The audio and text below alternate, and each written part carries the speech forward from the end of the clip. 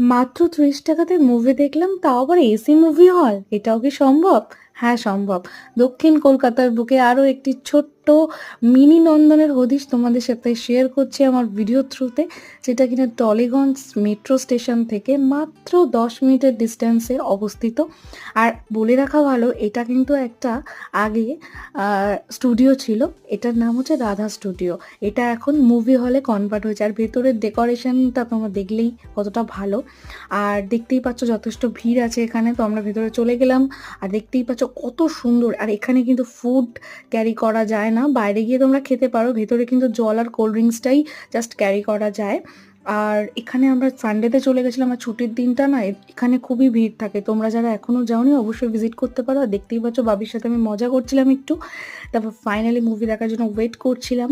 আর খুব এনজয় করেছি। Next time আবারও যাবো। আর তোমরা কিন্তু আমার চ্যানেলটাকে সাবস্ক্রাইব করে দিও, পাশে থেকে।